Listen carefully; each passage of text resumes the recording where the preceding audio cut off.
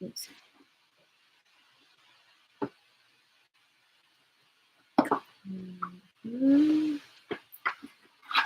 Oh, here it is. Okay.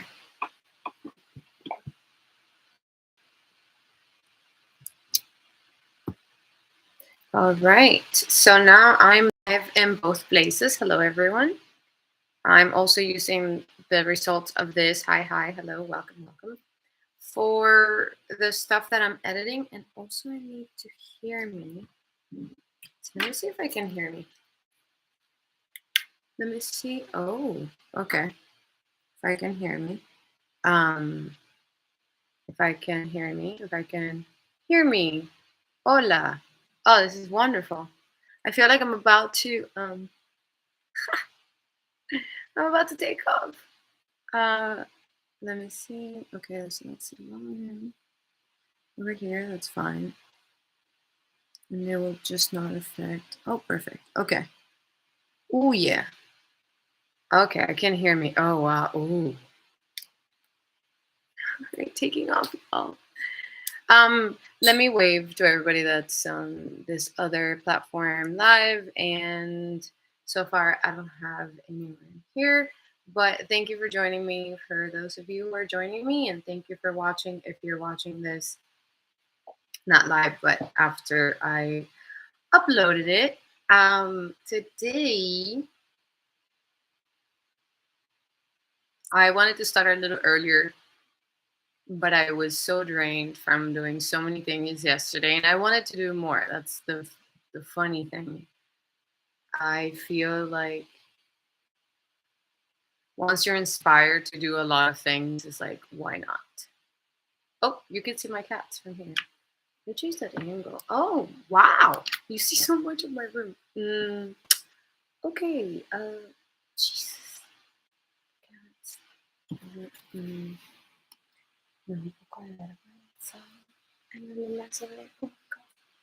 Okay, so now we know we need a different angle for the computer. Which one is worse? Anyway, that's where my cats live, and that's their food, and that's. But you guys cannot see that, so I have more control over it. This one and this one, but that's okay because of the wide angle. I feel like maybe if I point it up a little bit more. Even though the more I point it up, the more it looks like I'm about to take off. Like I'm flying a helicopter. Hi, everyone. Okay, but I'm not. Today, we're going to be talking about, or I'm going to be talking about, you guys have to do the passive listening part, unless you're live. And then, of course, I would love for you to add anything you would like to say, because it makes this easier for me if I have feedback from people and it feels more like a conversation. But I get it. I haven't been live streaming for a long time. So I might feel like I'm still new. Hi guys. Hi Blake. Hi Dennis. Okay. So let's focus here. So the first thing I wanted to talk about before I talk about anything else was something that is not here on either the articles or the book. However, I do think I'm a firm believer that self-sabotage comes from our subconscious mind either having some sort of pain or knowing something that we don't. Hi. Oh, thank you. I appreciate the comments. It makes it easier for me to talk.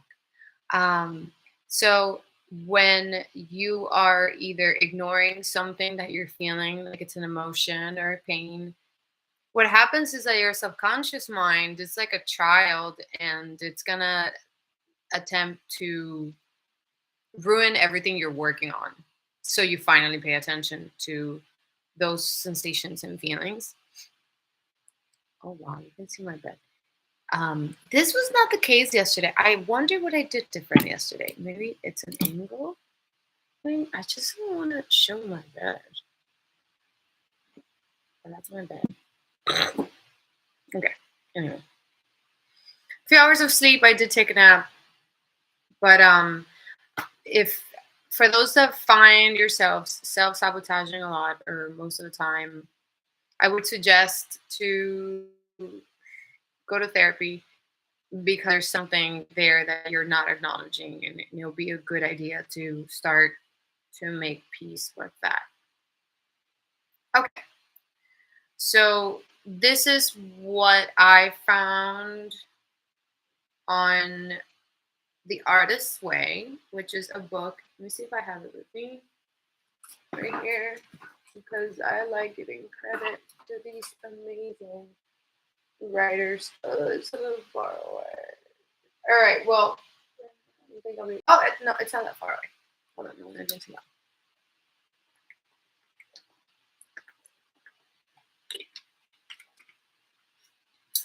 taking off. um, so this is a book. You can see that I've made notes and stuff. I bought this book. I actually had the audiobook first, and then I bought the actual book. My friend Angela recommended me. Well, it wasn't just her. It was her and her fiance. They were like, "Oh, we've been working on these exercises." So Julia Cameron has exercises here. So she introduces an idea, right? And then because she understands that ideas are nothing without the practical part of it, or the part where you get to do some work. So it has exercises, which is wonderful. I recommend this book if you are any kind of artist, actor, writer, musician, visual artist. It's one of the greatest books, and it really goes for finding a way to become more action driven rather than being on the mind, right? Because sometimes we understand so many concepts in our minds, but then what are we doing about it? Are we performing, right? And if we're not performing at a level that matches what we know, then that means that we have ADHD. I'm kidding. That means that we're having a hard time with our executive function. So that's the once you understand what your weakness is, then you know what to work on, right? It's harder when people don't know what it is that they're working on. But once you know what you're working on, it becomes much easier to do these things. Okay. So I'm going to read to you guys the 6 most common ways to self-sabotage. And I see Matt saying sometimes it's because one is so used to hurt when something good happens, they stop it. Let me see here. Sometimes it's because one is so used to hurt when something good happens, they stop it. I understand, like, being familiar with an emotion makes us be comfortable with a certain emotion or a certain way of living. It doesn't mean you enjoy it, which is the one of the things that I had to learn about human behavior. You being familiar with a certain way of living or feeling doesn't mean you're having fun. It only means that it feels familiar. And when it feels familiar, oh, I forgot to share this on WhatsApp. And when it feels familiar, all of a sudden you feel a little bit safe, even though what might be happening to you is not safe. But give me 1 second because I need to share this. I forgot to share the other live stream. No wonder no one's here. Oops. Let me share this real quick. Um, Perfect. Okay, I'm finding ways to share it. Open the app. No, that's not how I want to share it. Oh, I'm gonna have to do it as a status. Click on a contact now. My status. I didn't.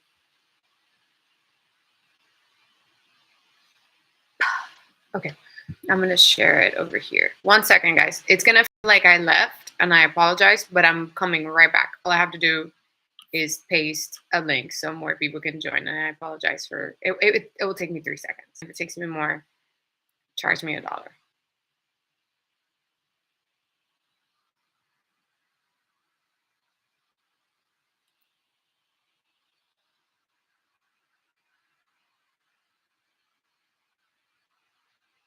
Hmm.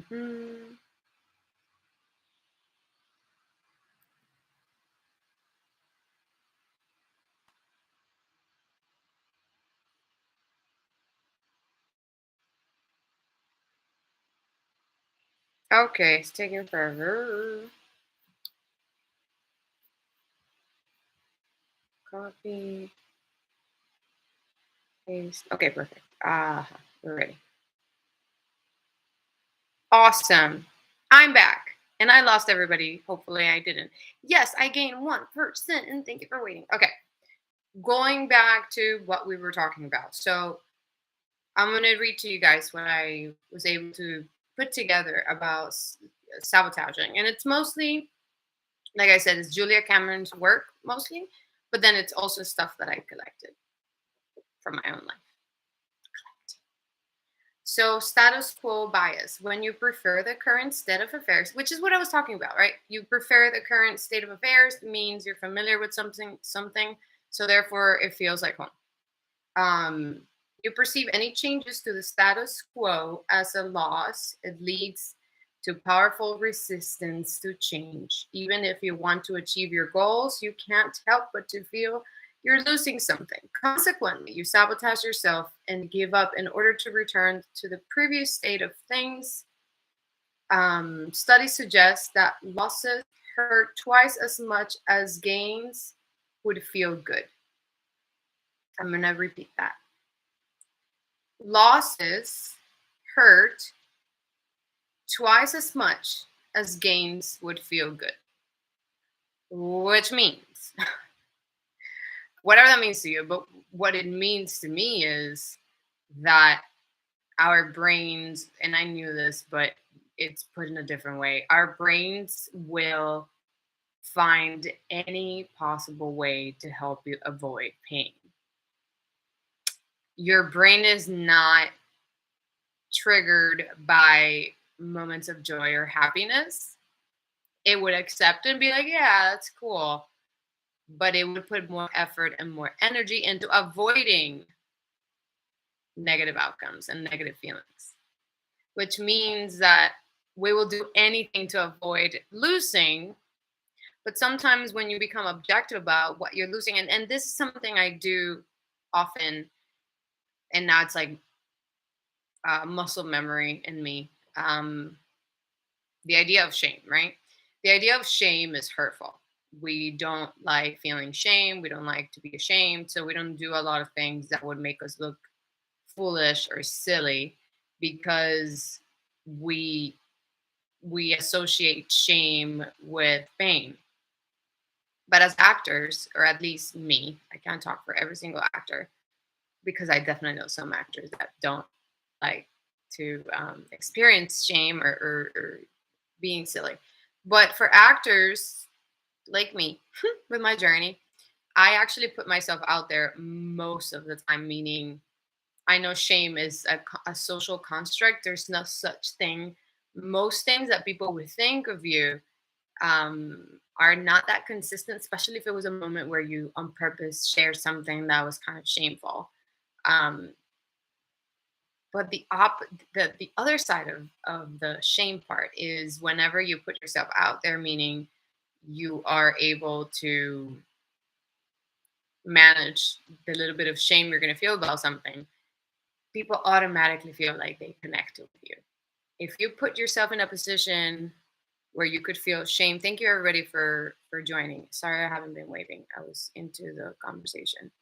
I hope I didn't miss any comments. Let me see. No, it's just waving, waving, waving. Thank you for the hearts. Or whatever that is. Oh yeah, those are hearts. So lost my train of thought. It's late for me.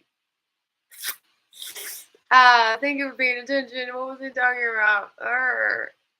Uh, Jesus, this is bad. I have to take some supplements. I just asked Joe Rogan, what do you do when you're talking about something? You get distracted by your own live stream and you lose your train of thought. D! Oh my God, you're here! Explaining laws. Oh my God, D, thank you. Wow, I feel like I went back in time. I'm sorry for getting so excited. I went back in time. Uh, Same me, different platform. Explaining loss. That's right. So, so we would do anything to avoid loss or to avoid feeling shame. So the good thing about being an actor is that you put yourself out there on purpose and you can deal with the feelings of shame.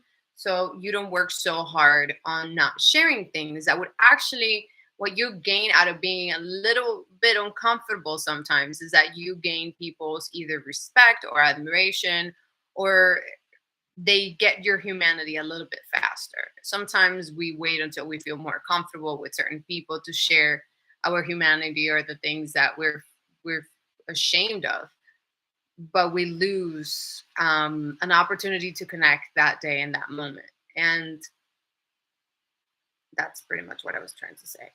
So if you want to set effective goals, the reward you'll get from them has to be at least twice as powerful as the feeling of loss you'll experience because of the sacrifices you have to make. So I feel like it's mostly understanding what pain makes you feel like. Ah, you waved. Thank you for being here, D. Uh, Understanding why you feel the way you feel is important because then you're able to overcome it. It's like when you know that social anxiety you feel sometimes, and not everybody feels this way, but I do feel a little bit of a social anxiety when I'm in a room that intimidates me. Like let's say it's a bunch of producers or famous actors, known actors, or even just like I don't know, some faculty members. You know, I'm intimidated by some people I work with. I I'm still intimidated by faculty members that now are my colleagues, but still like I see them as these gods, unreachable, um, perfect human beings. So being able to understand that that's okay and you can still behave and do things in spite of how you're feeling. All right. So then another way to self sabotage is the restraint bias. And I'll read about it. This is from Julia Cameron. Research shows that people who overestimate their ability to control impulses like hunger, drug cravings, and sexual arousal are more prone to overexpose themselves to temptations, meaning you overestimate your ability to control yourself. So then you're like, oh, I'll be able to handle it. And it's okay if everybody's drinking. I don't need to drink. Okay, well, I'll take one shot, but then I'll be done. Well, I'll take another shot. And then all of a sudden you're drunk and you shouldn't have been. So you're underestimating your ability to control yourself. So and it includes sexual arousal as well, right? Men. Pique. ¿Dónde está Pique? Overestimating your ability to control yourself with your little pee. Due to this bias, you're likely to sabotage yourself if you believe that you're great at controlling your impulses. If you want to write a book and set a goal, this is great for me to write 1,000 words a day. The restraint bias can lead you to skip several days of writing because you believe you can always go back to your routine. Never works, right? The result is predictable. 2 weeks pass and your routine is gone. Yeah. It's better to underestimate the power of your self control than overestimate it. Don't expose yourself to temptations if you don't have to. This sounds like the Bible in a way. This is very biblical. I'm serious. It's like, don't put yourself in a situation that might lead you to do something that you know you really like and you can control yourself. Like, for example, I think, hi, Adina. So nice to see you. Yes. Oh, I love that you're here. I remember that Dee and I realized that we liked gambling and we like challenges, right? So I remember when I met Dee, I was like, you can't be friends because you lead me to lose a lot of money. And yeah, like the playing the bells and doing all these like dangerous things, and it's fun, right? But let's say I have the temptation. D is not around. I can talk myself out of it. I have the craving, the temptation. D's around. Then I'm like, I'm totally doing it, right? Because we kind of feed each other's. It's like we give each other permission. It's like, oh, that's bad, but let's do it. And that's the worst. Yep, that's how many times did we lose money? Like it's ridiculous. When I think about it right now, it makes me so sad. Just throwing money in the air. But I had fun. Like a very small and the other thing that I think about, and I don't know if this happens to you, D, but when I think of those moments of joy that you get out of taking other kinds of risk, the happiness or the joy is so short in comparison to the pain of not having a certain amount of money, or for example, if you shouldn't drink and you do drink, or someone that gets a DUI for not waiting enough or taking a cab, or like when you think of the benefit of falling for a temptation, it's usually not worth it. Or like Piqué losing a whole marriage over a moment of temptation, and then you have to keep going, but obviously it's not the same, right? So being aware of it at least is helpful, so you understand temptation from a different perspective. I feel like, at least from my culture, since I was raised Catholic, we would think temptation, or of temptation, as something religious in a way, like, oh, good people do this, bad people do that, and you're like a rebel, and you're like, well, bad people. And I don't think it has to do with being a good Christian, or a good religious person. I think it has to do with like statistics, like, well, sometimes we do overestimate the power we're going to have over something. And I think it's better explained and explored through like AA, where addiction is seen as a different thing, and you shouldn't really overestimate your powers when it comes to certain addictions or pleasures. Hello, everybody. Thank you for being here. Thank you for joining. Thank you for joining. Thank you for joining. Hi, Nick. I don't know if you're still there because I was talking when you walked in the room. And also, I feel like this platform is a little bit slower than the other platform. So, hello, everyone. Thank you for joining. We're talking about Piqué and Shakira. I'm kidding. Well, we were, but we're talking about restraint bias and how it affects you accomplishing your goals. So, another common way of self sabotaging yourself is boredom. I'm going to read a little bit here. Every time you try something new, dopamine, those who have or who are neurodivergent know about this, right? Dopamine and all these cool chemicals in your brain makes you feel good. It thrives on novelty and variation. Advertisements prey on this phenomenon, promising you a new experience, a different taste, an improved product, and so on. The moment something becomes boring, you may become tempted to give up and seek something else. It's an extremely common pattern among entrepreneurs looking for the perfect business. And not just, I see it a lot when I'm teaching acting. And I learned this with Jay at UCLA. I really appreciate that Jay Ed used to drill us on this skill. And it's a skill to, I'm going to put it in a different word. I'm going to say the skill to milk a moment, which means I see a lot of people getting bored of a moment or an expression or a scene or um, an emotion or an acting choice very quickly. And they don't develop it all the way, right?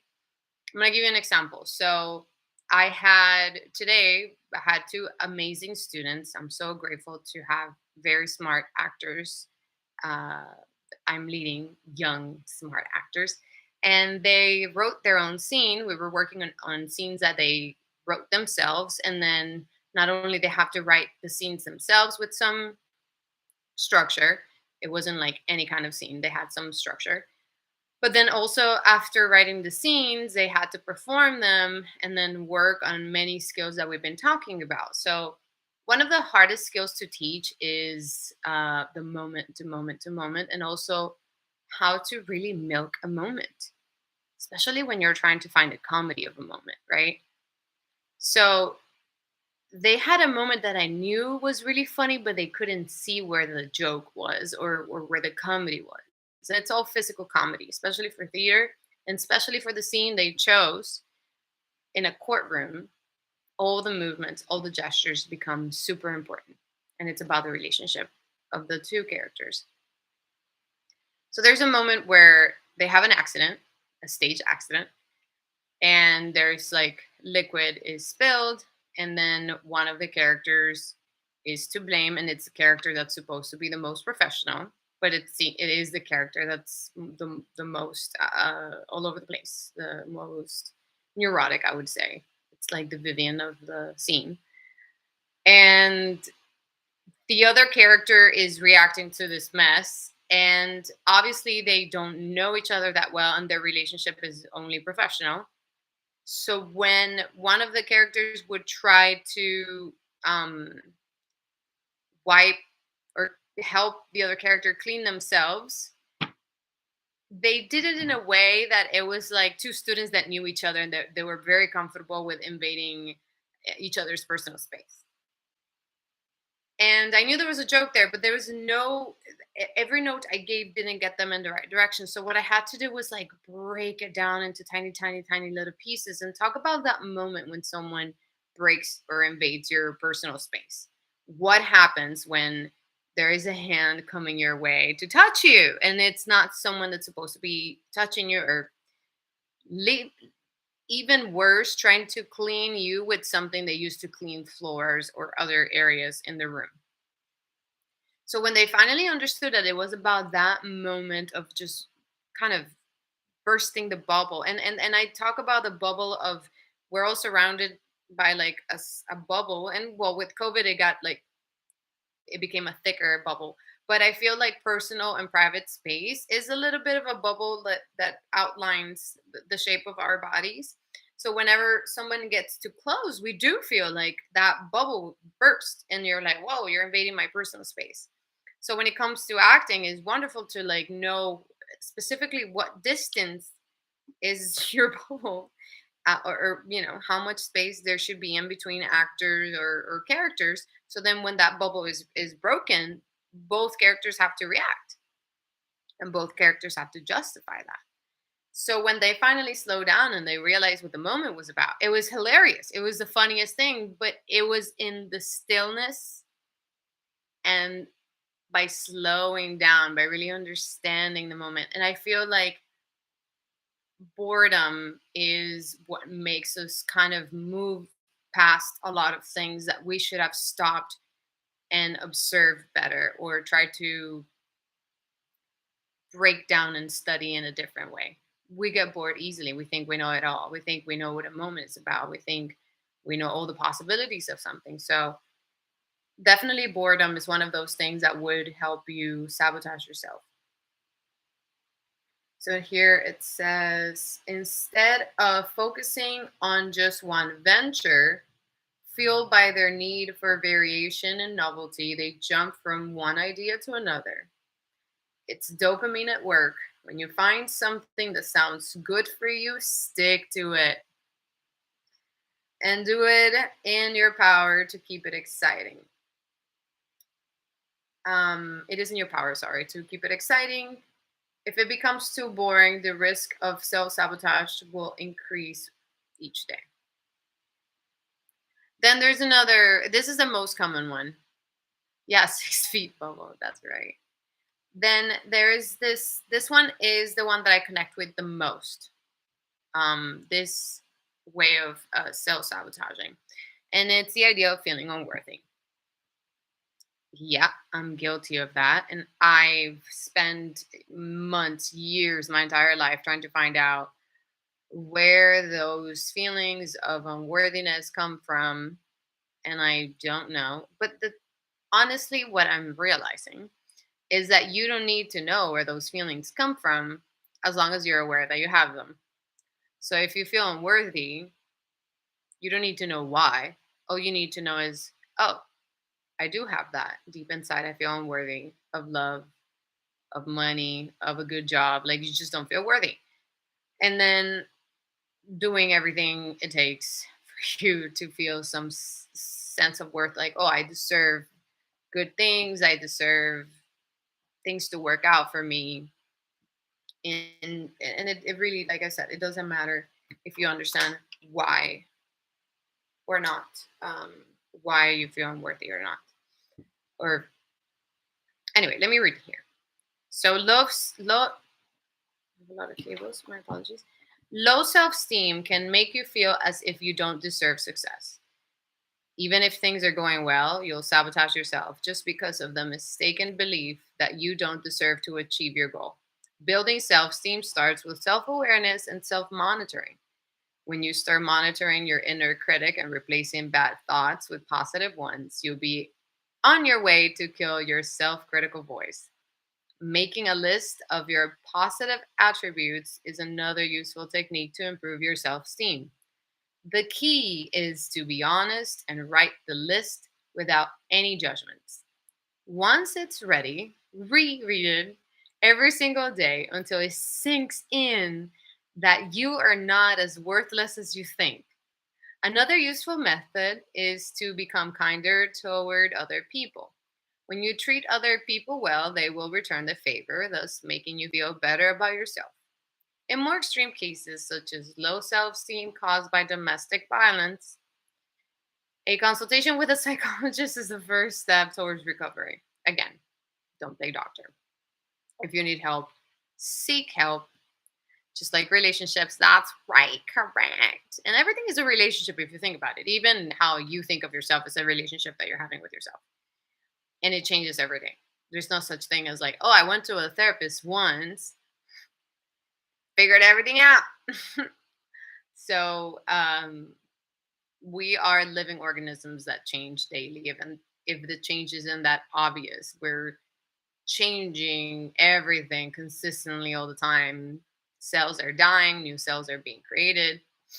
Um, and it also goes with the idea of any thoughts that you have, even if you're not aware of it, even if you're super comfortable feeling unworthy, there has to be a moment where you feel tired of that. There has to be a moment where you go, okay, there has to be a better way. Because people that have less skills than me or more or the same are being able to accomplish a lot of things. So it's a journey. I don't feel like you're ever fully fixed, but I do feel like starting the journey is what's important. Hi, Brendan and TX Realtor and Willie.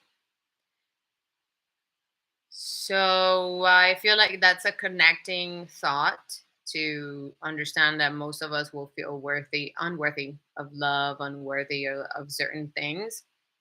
And it's our job to find a way to feel worthy again. And if you need a therapist, please use a therapist. I'm so I'm so glad I'm not rich and I'm usually always low on cash and money because otherwise I'll be taking classes right now. I would have gotten my doctorate in some sort of theater or something and I would have already studied psychology. All of it. All of it. I do I have seriously considered this because I feel like I care so much about people that I might be a good therapist. You know, and I obsess. Like sometimes I get home and I think of a whole class, and I'm just thinking of a class because they didn't get an objective or an assignment. And I get home and I'm like, okay, I need to change this. Like I just focus on trying to solve the problem because I am obsessive when it comes to everything. But I think it's healthy when it's about helping a class understand a concept. So I feel like if I obsess over a client and I'm like, okay, what if we try this? What if we try that? Then I'm going to be able to help a lot of people. Side job therapist, yes. So another way of self sabotaging is fear. And this one would be fear of the unknown. So even if you really want to achieve your big goals, sometimes you'll sabotage yourself just because you'll be too afraid of what's going to happen when you achieve them. This is a real thing. And I used to talk about this with my friend Angela. It's a crippling mental block that can prevent you from achieving success in life. Like you're afraid of being successful. So it's a very strange concept, but I do think that when you are aware that you have everything that you might need, oh, something happened, so I'm gonna take it back. I think it was a battery. When this is a weird thing, the sabotaging, self-sabotaging when you are afraid of being successful. And it might come from a place of like knowing that you have everything that you need to be successful, and then you just don't want to be successful because being successful really it's work. And I'm not successful yet. I'm not. But I noticed that the people that I admire, you have to work hard and a lot and have a lot of moving things that are moving at the same time. So that's probably why some people are afraid of being successful. One of the most effective ways to overcome the fear of the unknown is to speak to people who have achieved your goal. The more you understand the process and what reaching the goal entails, the less afraid you'll be of achieving your goal. Each time you achieve a small win, look back and ask yourself if it's scary to be on the other side. And then gradual changes will make you realize your life won't dramatically change overnight. Fear of the unknown is often related to the fear of losing control. Some people sabotage themselves when they think something is too good to last to maintain. That's so true. Yeah, yeah. I feel like I sometimes feel like I'm going to have a hard time maintaining things. Deal with this problem by gradually letting go of control over the small things. The more often you expose yourself to the situations where you have little to no control, the more at peace you'll be with the feeling of uncertainty. That's to me. I'm saying that to me in front of you guys. I have to say that to me. And I've had to let go because there's so many things that are not under my control. Like I work under other people, I teach other people. I don't know what everyone's journey is. So what ends up happening most of the time is you have to let go of the idea that everything is going to work out well all the time. For example, when I'm teaching classes, sometimes the room that I had to use is being used, or the students didn't get a part of the assignment, so they're doing stuff that is wrong. I can't be too hard on myself, and I have to let go. I'm also teaching at an academy, which is a little bit more flexible, and I created like a whole program and a whole curriculum because my brain, right? And I've had to change everything all the time because the students change, the direction of the owners of the school change. So I've had to be okay with remaining as flexible as possible, changing last minute, being like, okay, we'll do that. Yep, sure. And, they're like, don't do this, don't do that. So I can't be hard on myself and I have to like let go and feel free to then be able to do more things and do them better. Another way of self sabotaging is by having limiting beliefs. Limiting beliefs don't get a lot of publicity, but right now we're going to give a little bit of publicity to limiting beliefs. Um, they work behind the scenes, meaning exactly what I said at the beginning of the live. I feel like, or I've read about the subconscious mind running the show. So they work behind the scenes, meaning you're not having intellectual thoughts that reflect these limiting beliefs. However, they're happening and you see it in behavior. You don't see it as much in conversations or thoughts, but you see it in behavior. It's there behind the scenes. All good things come to an end thought process. That's true. And you thought it was your connection. No, it was my connection. So limiting beliefs would be I need to drive myself to exhaustion to exhaustion to being exhausted exhaustion. Why can I say that word? That this happens to me often, and I'm okay with it. I'm losing my mind. So anyway, I need to drive myself to being as tired as hell and not sleep in order to succeed. False. False.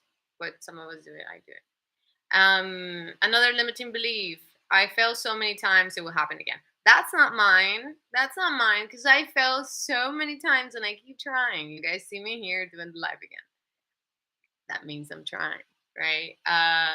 So failure, failure, failure to me is like, okay, curveball, here we go. It's not possible. Ah, this is a tough one. This is a tough one. That's how I feel about love and relationships, to be honest with you. And there's nothing I can do about it. I do feel like it's not possible for me to start feeling a certain way about a guy that's the way I need the guy to be. I usually have certain emotions and feelings for the guy that's also gonna make me feel like, this is horrible. This relationship suck and end up heartbroken. I've already made peace with the fact that those are my choices and that's the way I am. And it doesn't come from a place of like it's not possible. It's probably a different thing. But I used to think it was impossible. It's too late to change. Oh, this is a big one. And it used to get me so frustrated. I used to get this thing, and I still get it from some people that are a little bit older, but they're not older. They're just older here. There's a thing that happens to humans where we think, I cannot do it because of my age. Oh, and I hate that because you're only going to get older, right? So what? You're going to get more limiting as you go. I feel like I hope I don't become that person that's like, oh, I'm too old to learn this. I'm too old to fall in love. I'm too old to try these things. Like the only thing I do limit myself with the old thing is going out. Jesus, Jesus, Jesus. Going out for me nowadays is painful. Like the going out moment is wonderful. See people, I dance, I become goofy, it's all good.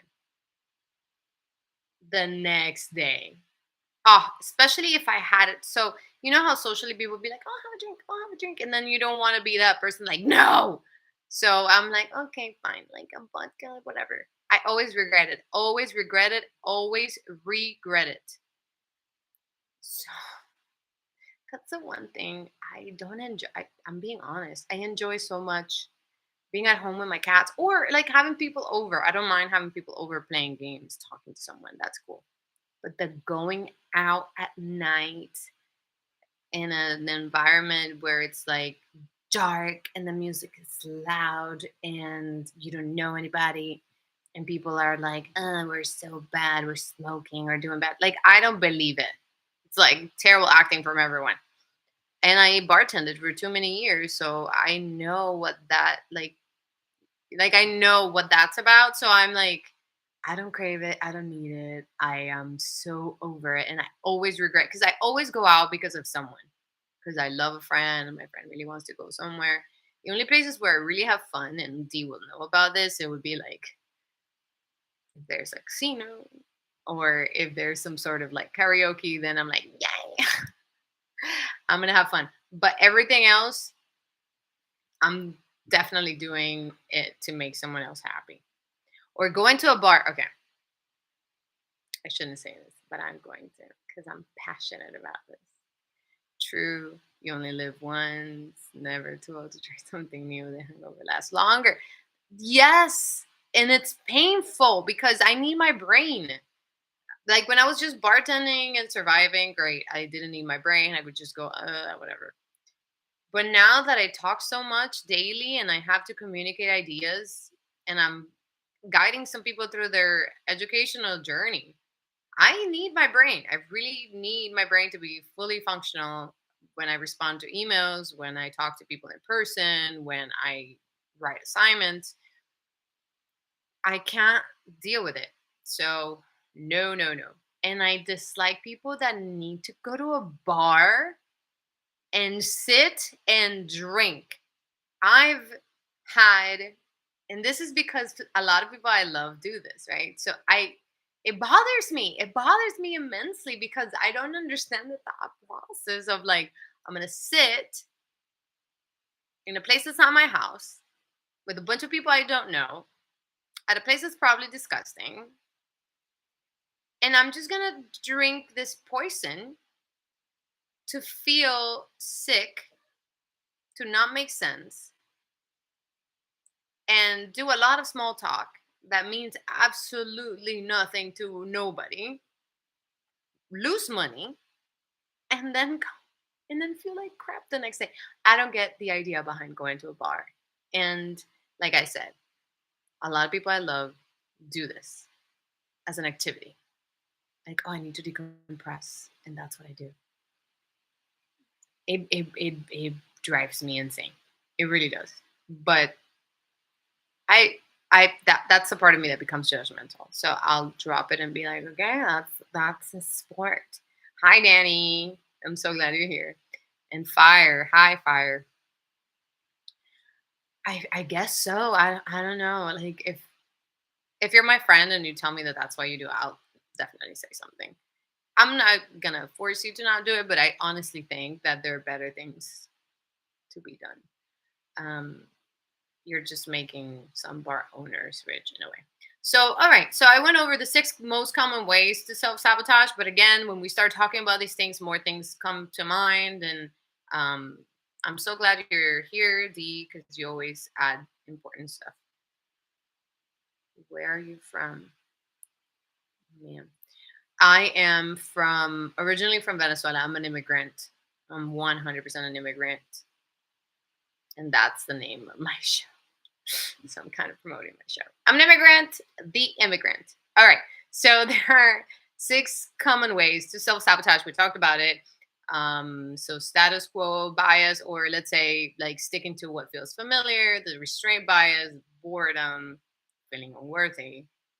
I'm an expert on all of them. Fear of the unknown and limiting beliefs. Now, we have an antidote or a few antidotes to self-sabotage.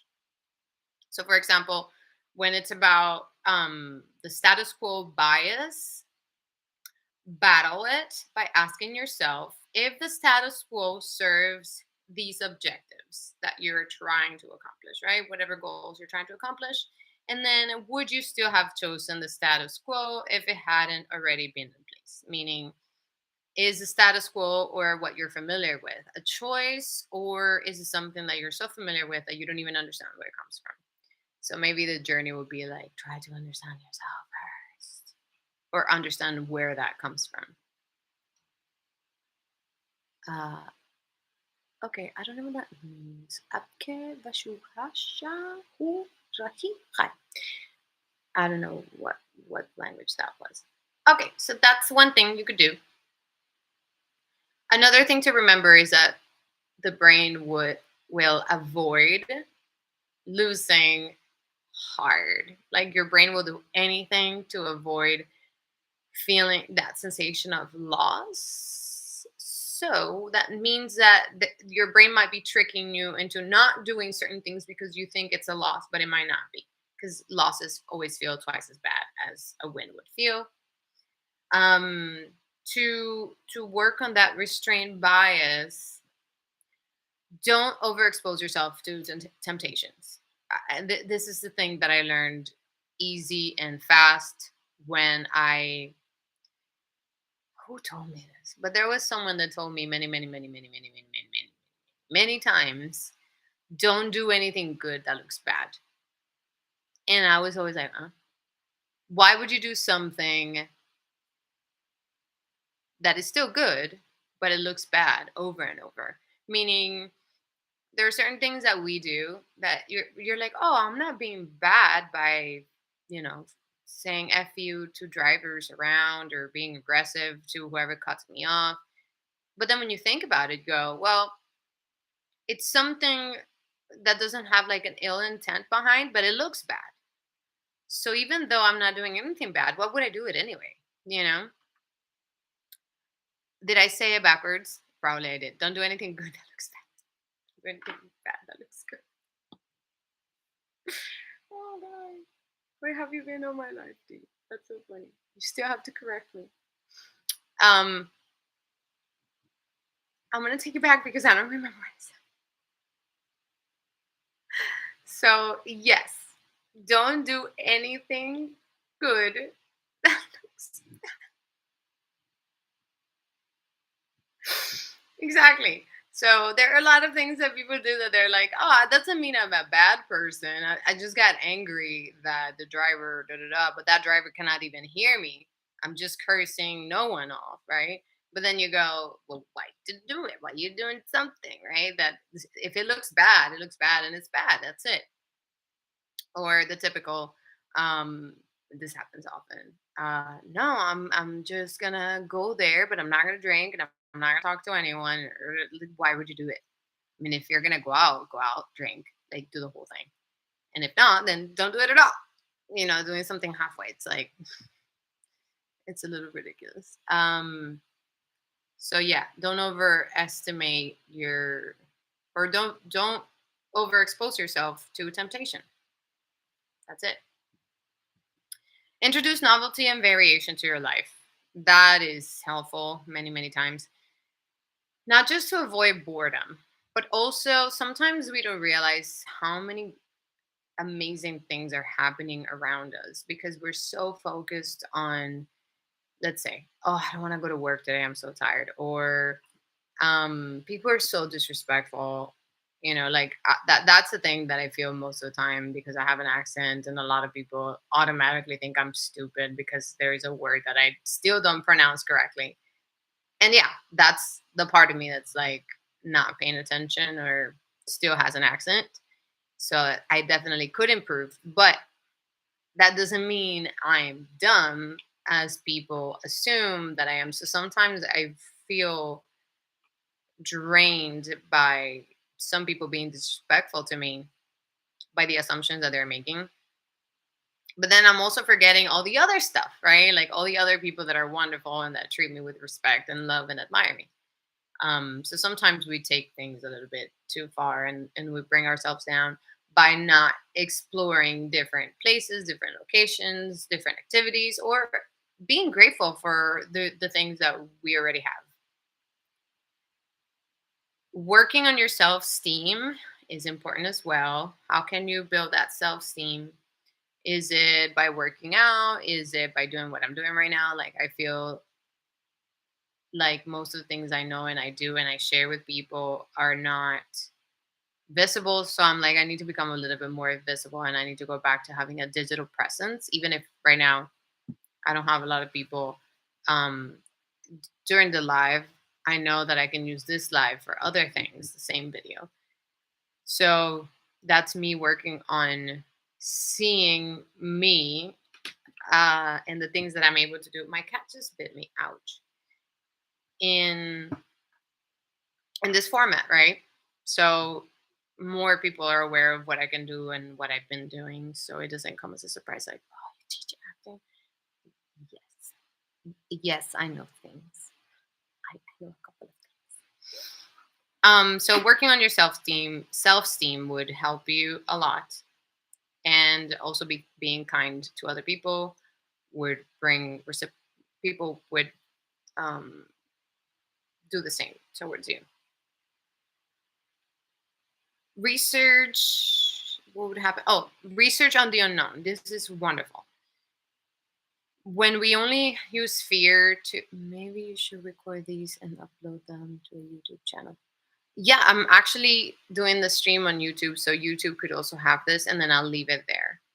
And the reason why I want to do it live is because if I don't do it live, I'm gonna cut and try to do it again to get it perfect, to get the right wording. I know myself. So I'm like, if I make it a little bit more casual, I still get the things out there, and I am happy. But thank you for the idea. Frankie, wow.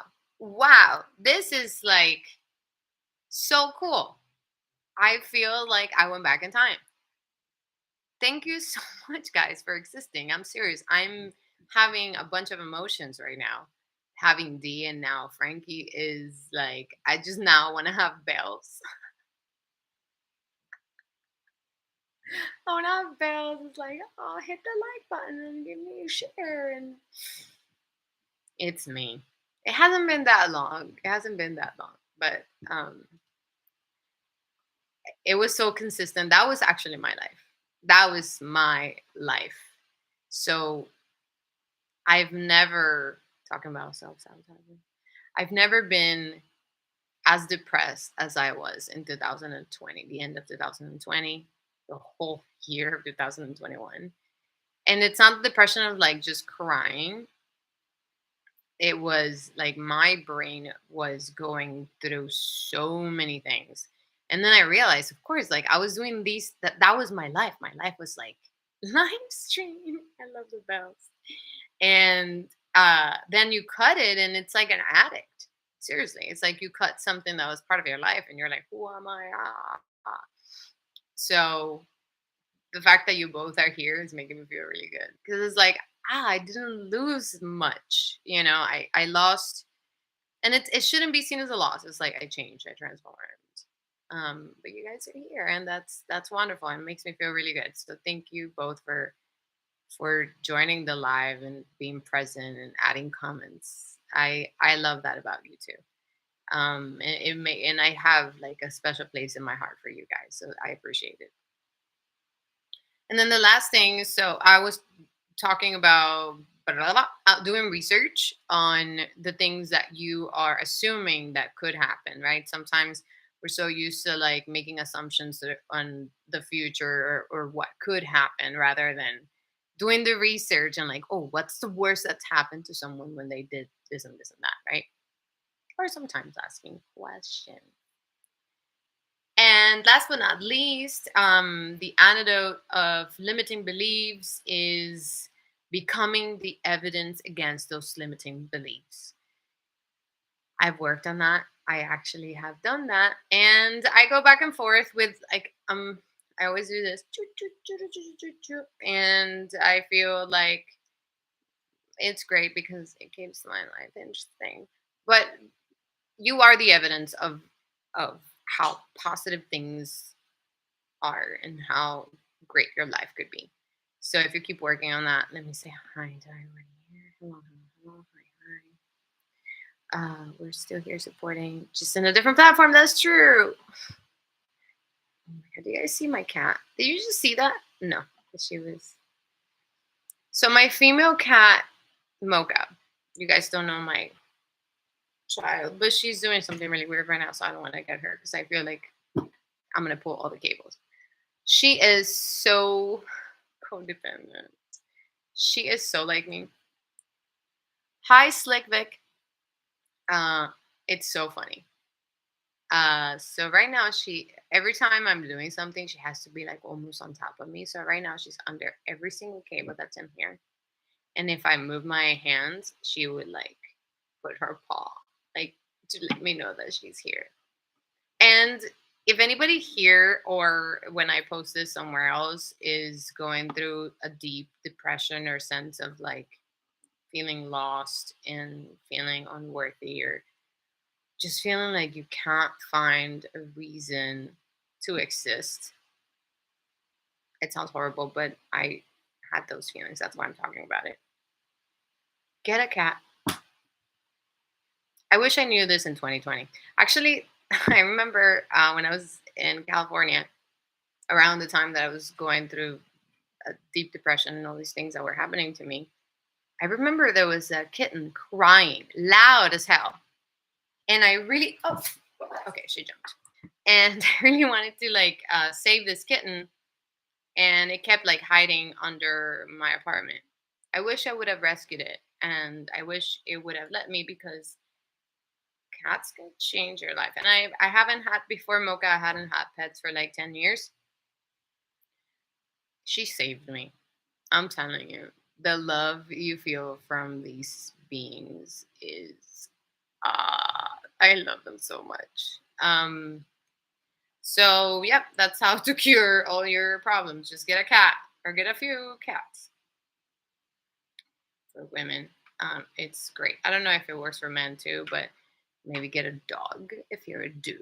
Get a dog. Get something that you can relate to and be like, hey, we're the same and you need me, and it just feels great. And it's normal. It's okay to feel like some people don't like talking about it. Like when I talk about this with my mom, she feels very uncomfortable. I can tell these things are very uncomfortable for my mom talking about like depression or losing a sense of a mission and like not knowing why you are alive, or when you really lose yourself, that you can't find a reason why this is still going. You're like, I don't know, I don't like this game anymore. A lot of people don't like talking about it, but my philosophy is the reason why we talk about it is, number one, to connect with one another, to feel like these things are not so strange, right? These things do happen. People do have these feelings and these ideas, and it's good that we talk about it together so we find ways of feeling better. I tried many different things, from therapy to changing my lifestyle to moving to the beach, and everything helped, right? Like, it was a process, healing process, everything helped. And having cats really, really, really, really helped. I started with one, just like it always starts. Hi, Ace. It's like, oh yeah, I do look like oh my god, I just realized it's so true. Like the headphones, the blue. I just need someone to like mix my tape for Cameron. Anyway, I said the name. It's okay. Nobody heard it. Nobody's here. Anyway, so yeah, get doing things for yourself that would help you, talking about it. Don't be afraid of having the conversation. My dad is a little bit more comfortable with the conversation. I think he's had those feelings. He understands them. And I would have never thought that I was going to have those kind of conversations with my dad, but I did. And it just felt different. So I appreciate people that are brave enough to talk about these things. And now that we talked about all the ways you can self sabotage yourself, I want to talk about another book that I learned about. This book before I went through like this massive depression and all the changes and all the craziness. And the book is called, it's not The Art of War, which is a Chinese book about the art of war, is flipped. So it's a war of art. That's the name of the book. The War of Art. It's about winning the inner creative battle. This is for artists and anyone that's trying to do their own thing. It's good for entrepreneurs, actors, musicians, visual artists, anyone trying to do their own thing. It's written by Stephen Pressfield. And what a wonderful book. It's very short, to the point. And he defines procrastination as an enemy. And I'm going to cut it because it's been an hour already and I want to do more than an hour. And I so love that you guys are here. I used to call you that in high school. Oh, who is this Jose? Oh, look, it's Jose. Hi. I didn't notice it was you because all I saw was like the imp. But yeah, that's true. That I was the Shakira of Braddock in Miami. Definitely check that out. Hi, Carola. So yeah, no, it's called. I'm telling you, if you're struggling with procrastination, if you're struggling with certain things, right, that sometimes we feel like we have no power over, the book is called The War of Art: Winning the Inner Creative Battle. Stephen Pressfield, wonderful, wonderful book. And he names. I heard before that when there's an emotion or something that you can't deal with, the best thing to do is to like name it. And this guy names procrastination with one of the best words you could use, because it's positive and negative. It's like a yin yang word I love so much. Resistance, right? You define the enemy, and the enemy, gets a name, and the name is resistance. So anyway, he talks about the people that suffer the most with resistance. For example, he talks about, and I'm just going to read it here. Resistance greatest hits. The following is a list, in no particular order, of those activities that most commonly elicit resistance. 1. The pursuit of any calling in writing, painting, music, film, dance, or any creative art, however marginal or unconventional, right? So, creativity. 2. The launching of any entrepreneurial venture or enterprise, for profit or otherwise. 3. Any diet or health regime. 4. Any program of spiritual advancement. 5. Any activity whose aim is Hider abdominals. 6, any course or program designed to overcome an unwholesome habit or addiction. 7, education of every kind. 8, any political, moral, ethical courage, including the decision to change for the better in some unworthy pattern or thought or conduct in ourselves. 9, the undertaking of any enterprise or endeavor whose aim is to help others. 10, any act that entails commitment of the heart, the decision to get married, to have a child, to weather a rocky patch in a relationship. And 11, the taking of any principled stand in the face of adversity. In other words, any act that rejects immediate gratification in favor of long term growth, health, or integrity. Or expressed another way, any act that derives from our higher nature instead of our lower. Any of this will elicit resistance. I love that this book, and it's like short. It has like short moments that are like relatable. So, for example, that was a moment, right? And we can all agree. Hola, Carola. Look into the Joe Dispenza becoming super. Oh yeah, no, I've done that. Yeah, Joe Dispenza is like wonderful. One of my favorite people. She's back. I don't know if you guys can see. I don't know where she's acting so shy. She's camera shy. But let me see if I can show you guys my daughter. My big daughter. She got a little chubby. It's my fault because she asked for food and I fed her. Look at Mocha. Isn't she adorable? I love her so much. This is my new addition to my. Well, she was first, and then she wants to go. Bye. Okay, she's not a camera person. So yeah, and I'll read more about this book tomorrow because I just want to do 1 hour bits of streaming. Otherwise, I go back to streaming too much, and then I do like 8 hours, and then we go back to the problems we had in the past with live streaming. But I will talk more about resistance. But if you guys want to check out that book, it is wonderful, and the way you read it and the way you can like bring ideas back and be like, oh yeah, that's part of the list. She's back. You want more? She's hiding. Well, you saw the little toe. Did you see the toe? I know she is. I love them. I love my babies. And the other one, Charlie. I don't know what he's doing, but anyway. So thank you, friends. I'm gonna have to go because I have so much work to do. But thank you so much for being here.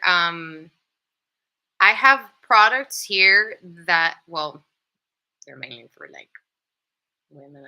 And I'm realizing the designs are very feminine. It's about boundaries and it has like hearts and colors. But if you guys want to share that with your friends, check it out. No, thank you for being here. And I don't know if Frankie's still here, but if Frankie, you're still here, thank you so much for being here. Hi, Kevin and Chris and Shadora. I'm sorry if I'm mispronouncing your name, but I have to cut it not because I'm not having fun with you guys, but because I'm directing a show, I'm teaching 5 classes. I am also one of the classes, the project is a short film, so I have to like put a few things together. I have to reply to some emails, I have to send some grades. Fun stuff. But thank you so much for being here. Reminded me of the times that we had when I was live streaming with like a little bit less clothes. And I could do that.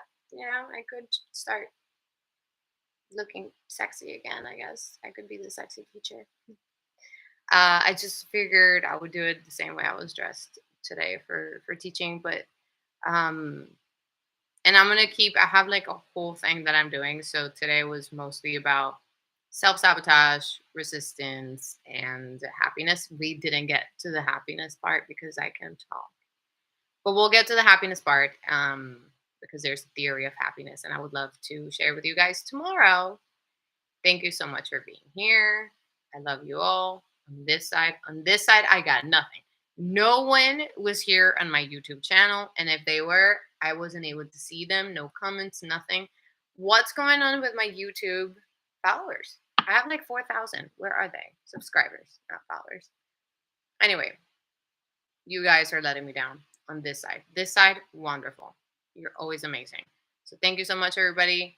On this side, I don't know who to thank because there's no one on this side. Um, but what's my YouTube username? That's a good question because I don't know it. Ah, I can paste it because I think I can do that. So I'm pasting here the link, invitation for the YouTube live. I don't know if you can click on it. Let me know. I created this a long time ago. Never used it, but I'm like, I have so much to share. I might as well just use it. Let me know, Frankie. We're all waiting for you. No pressure. I'm joking. Not. And I'll keep uploading things because it's a conversation. It's not like, oh, I know. No, I don't know. I'm sharing and I want feedback. Hi, Chico Luis.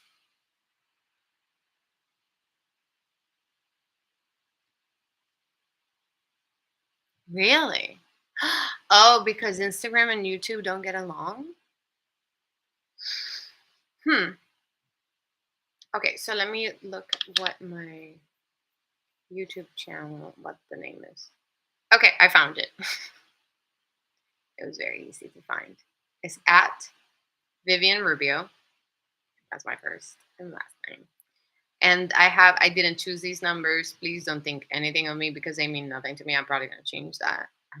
But I was assigned 4 numbers. And the numbers are 9496. So it's at Vivian Rubio 9496. No, no, I don't think it is. Oh, but it is. So I do have my website is published on my Instagram. So maybe if you go on my website, you'll be able to see my YouTube. And I apologize. I haven't been doing a lot of social media stuff. And turns out that when you stop doing something, you become really bad at it. Like no matter, so I remember one of my stages of depression was to like create TikTok videos over and over. I was just like I was so addicted, right? And I shouldn't talk about that app here, but anyway, it doesn't matter. It's not like I'm gonna. Hopefully, I don't get banned. Can you imagine if I get banned here? That'll be so funny. Um, but anyway, I worked so hard. I put so many ridiculous, stupid videos, and I only have. This is embarrassing, but it's so true. I only have 600 followers. It's like nobody gives a shit. So I'm like, okay, TikTok, that app and me don't get along. We just if we don't, and I like it. It's like most of my relationships. I really like it, but it's just not for me. They don't like me. Mer, mer. But anyway, guys, have a great night. Thank you so much for being here. I there's a part of me that wants to stay, but there's a part of me that knows that I have to go. But I appreciate you found me. Great. Then oh wow, I have hi. Frankie is watching me on my YouTube channel. Frankie! Oh, support feels so good. You're the only one. Oh, you left? Oh, you left. I did that whole party. So I had one person watching, and then the person is gone. Was that you, Frankie? Anyway, you guys have a good night. Thank you so much for being here.